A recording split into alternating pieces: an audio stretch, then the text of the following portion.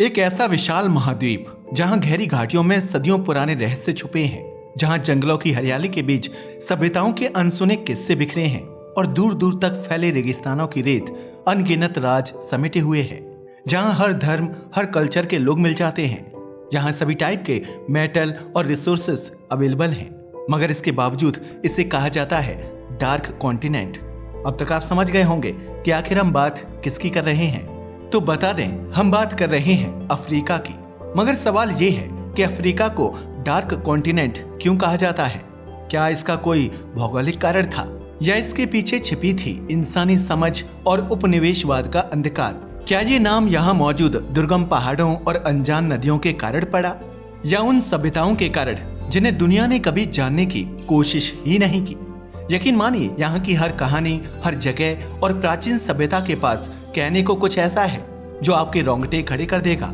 चाहे फिर वो सहारा की तपती रेत में खोए शहर हो, या नील नदी की धाराओं में छिपा जीवन और गहरे जंगलों में गूंजती आवाजें ही क्यों ना हो, ये आज भी हमें चुनौती देती हैं और अफ्रीका को बाकी दुनिया से अलग बनाता है।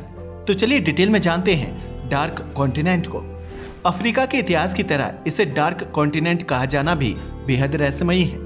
इसे भी जानेंगे, मगर सबसे पहले बात करते हैं अफ्रीका की लोकेशन की।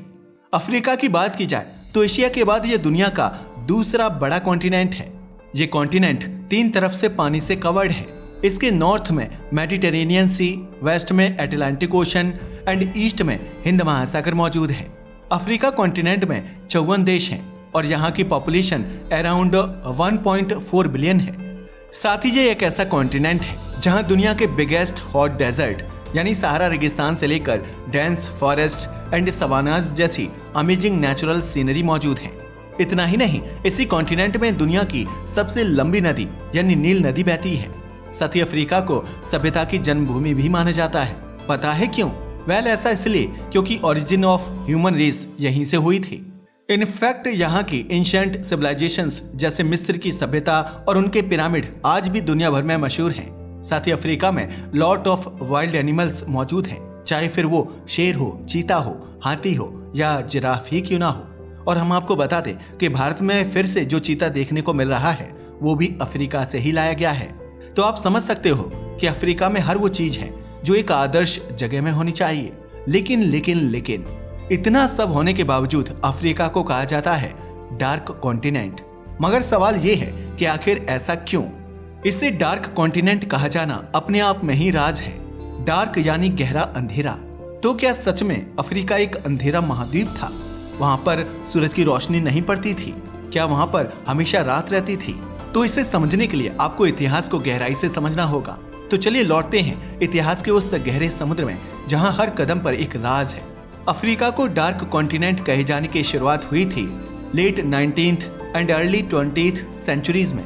ये वो दौर था जब यूरोपियन कॉलोनियल पावर्स दुनिया भर में फैल रही थी। एशिया की तरह उन्होंने अफ्रीका पर भी अपना कंट्रोल कर लिया था। हालांकि अफ्रीका के बहुत से हिस्सों पर यूरोपियन कंट्रीज का कंट्रोल नहीं था, मगर फिर भी दुनिया भर में उस समय अफ्रीका को यूरोपियन अप्रोच से ही देखा जाता था। पता है क्यों? क्योंकि यूरोपियन शक्तियों के अलावा कोई और अफ्रीका में ज्यादा एक्टिव नहीं था। अफ्रीका को सबसे पहले डार्क कॉन्टिनेंट कहने का क्रेडिट यूरोप के राइटर्स एंड एक्सप्लोरर्स को जाता है। स्पेशली हेनरी मॉर्टन स्टैनली जैसे एक्सप्लोरर ने अफ्रीका को डार्क कॉन्टिनेंट कहा था, जिससे उनकी कॉलोनियल थिंकिंग एंड नस्लीय पूर्वाग्रह दिखता है। वैसे अफ्रीका को डार्क कॉन्टिनेंट कहने के मेनली 3 कारण हमारे सामने आते हैं, जिनमें पहले नंबर पर आता है इसका गुप्त बने रहना। असल में 19वीं सदी तक अफ्रीका के बारे में कोई भी कुछ खास नहीं जानता था, जिसका अंदाजा आप इस बात से ही लगा सकते हो कि यूरोपियन भी अफ्रीका को अच्छे से नहीं जान पाए थे। तभी तो यूरोपीय देशों के लिए अभी भी अफ्रीका एक dark, unknown and wild continent ही बना हुआ था। अपनी इसी इग्नोरेंस एंड अनफैमिलियरिटी की वजह से यूरोपियन एक्सप्लोरर्स एंड कॉलोनिस्ट्स ने अफ्रीका को डार्क कॉन्टिनेंट का नाम दे दिया। नंबर 2 पर आता है इसकी अनफैमिलियर और वर्स्ट ज्योग्राफी। वेल, अगर अफ्रीका को ज्योग्राफिक नजरिए से देखा जाए तो ये खास लैंड है। जैसा कि हमने अभी बताया, सबसे बड़े मरुस्थल से लेकर एक बड़ा घास का मैदान, लिविंग ऑर्गेनिजम्स और सभी तरह के संसाधन यहाँ मौजूद हैं, जो इसे बाकी वर्ल्ड के लिए अनफैमिलियर और वर्स्ट बनाते हैं। इसके अलावा अफ्रीका में मौजूद वाइल्ड एरियाज, घने जंगलों और विशाल रेगिस्तानों ने भी यूरोपीय लोगों के लिए इसे एक रहस्यमय स्थान बना दिया था। एक्चुअल में अफ्रीका के डिफिकल्ट इलाके और इसकी डिफिकल्ट जियोग्राफिकल कंडीशंस ने ही उन्हें यह विश्वास दिलाया कि अफ्रीका एक अंधकारमय स्थान है जिसमें ना कोई सिविलाइजेशन थी और ना ही कोई प्रोग्रेस हो सकती है। इसलिए वे इसे डार्क कॉन्टिनेंट मानने लगे। चलिए अब इसके नंबर 3 पर आते हैं और ये है यहाँ के ब्लैक एंड मिस्टीरियस लोग और उनका मिस्टीरियस कल्चर। ये एक ऐसा फैक्ट है जिसे यूरोपीय लोग कभी समझ नहीं पाए और अपनी नासमझी में ही उन्होंने अफ्रीका को डार्क कॉन्टिनेंट कहना शुरू कर दिया। पता है क्यों? ऐसा इसलिए क्योंकि उन्हें लगता था कि अफ्रीका में सभ्यता का अभाव है और वहाँ के लोग भी पिछड़े हुए हैं, इसलिए यह पूरा का पूरा महाद्वीप ही अंधकार में छुपा हुआ है। पर सच बात तो ये थी कि अफ्रीका की cultural diversity, different ethnic groups की आइडेंटिटी और यहाँ बोली जाने वाली डिफरेंट लैंग्वेजेस यूरोपीय लोगों के लिए एक पहेली थी, जिसकी वजह से इन लोगों को अफ्रीका एक मिस्टीरियस एंड डार्क प्लेस लगता था। मगर सवाल ये है कि आखिर ऐसा क्यों? आखिर खुद को सभ्य कहने वाले अंग्रेज अफ्रीकन लोगों और उनके कल्चर को क्यों नहीं समझ पाए? वेल, ऐसा इसलिए क्योंकि उन्होंने इसे समझने की कोशिश ही नहीं की। ठीक उसी तरह से जैसे फादर ऑफ हिस्ट्री कहे जाने वाले हेरोडोटस कभी भारत नहीं आए थे, मगर उन्होंने भारत के बारे में अपनी एक प्री कॉन्सेप्शन बना ली थी। ठीक उसी तरह मोस्टली यूरोपियन रिसर्चर्स भी अफ्रीका नहीं गए थे, जिसकी वजह से उन्हें अफ्रीका के बारे में केवल एक्सटर्नल पर्सपेक्टिव से ही जानकारी थी। तभी तो अफ्रीका के बारे में उनके मोस्टली अजम्पशंस अक्सर गलत होते थे, मगर फिर भी वैज्ञानिकों से लेकर इतिहासकारों तक ने उनकी बात मान ली, क्योंकि ये वो दौर था जब ना तो साइंस एंड टेक्नोलॉजी इतनी एडवांस थी और ना ही हर देश आजाद था। इनफैक्ट तब तो भारत भी अंग्रेजों का गुलाम था। तो आप सोच ही सकते हैं कि अंग्रेजों की बातों का उस वक्त क्या महत्व था। वैसे अफ्रीका को डार्क कॉन्टिनेंट कहने का एक कारण अफ्रीका में मौजूद बीमारियां भी थी। उस वक्त यहाँ मलेरिया, ब्लैक फीवर और दूसरे इन्फेक्शंस फैले हुए थे, जिसने इसे एक डेंजरस प्लेस बना दिया था। मगर सवाल ये भी है कि यूरोपियन पावर्स को अफ्रीका को लेकर पूर्वाग्रह क्यों था? असल में लेट 19th सेंचुरी में यूरोप के कई देश अफ्रीका के नेचुरल रिसोर्सेज पर कब्जा करने के लिए कांस्टेंट कॉन्फ्लिक्ट कर रहे थे और अफ्रीका पर पूरी तरह अपना अधिकार जमाने के अपने इस कॉलोनियलिज्म प्रोसेस में उन्होंने अफ्रीका के बारे में डिफरेंट टाइप्स की नेगेटिव परसेप्शंस फैलाने शुरू कर दिए ताकि बाकी के देश यहाँ आना पसंद ही ना करें। और ऐसा हुआ भी, जिसका अंदाजा आप इस बात से लगा सकते हो कि सभ्यता की जननी कही जाने वाली अफ्रीका को दुनिया बारबेरियंस एंड वाइल्ड पीपुल्स की लैंड मानने लगे थे।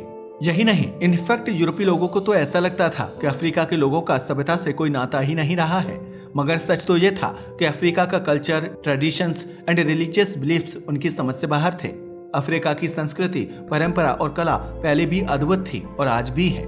मगर अंग्रेजों का अफ्रीका के लिए परसेप्शन तब गहरा हो गया जब यहाँ यूरोपियन मॉडल अनसक्सेसफुल रहा। असल में यूरोपियन ने अफ्रीका में अपनी सभ्यता की तरह एक मॉडल स्टेब्लिश किया था, मगर ये कामयाब नहीं हो पाया, जिसकी वजह से उनके लिए अफ्रीका केवल एक अनकल्टिवेटेड एंड अनडिस्टर्ब्ड लोगों की लैंड बनकर रह गई। हमें पता है, अब आप सोच रहे होंगे कि अफ्रीका के लिए इस्तेमाल किए गए डार्क वर्ड का आखिर मतलब क्या है। तो बताते चलें, डार्क का मतलब फिजिकल डार्कनेस से नहीं है, बल्कि वे यूरोपियन शक्तियों की मेंटल एंड कल्चरल इग्नोरेंस है। यूरोपियन कॉलोनिस्ट्स के लिए अफ्रीका उनकी समझ से बाहर थी। उनके लिए ये एक ऐसी जगह थी जहाँ कभी सभ्यता का नामो निशान नहीं था, इसलिए उन्होंने इसे डार्क कॉन्टिनेंट बुलाना शुरू कर दिया। बस फिर क्या था, यूरोपियंस की देखा देखी बाकी लोगों ने भी अफ्रीका को डार्क कॉन्टिनेंट कहना शुरू कर दिया। लेकिन सवाल ये है कि यूरोपीय लोगों की बात आखिर कहाँ तक सही थी? क्या अफ्रीका की कल्चरल हेरिटेज और उसकी कोई पहचान थी, या यूरोपीय लोगों का इसे डार्क कॉन्टिनेंट कहना बिल्कुल सही था?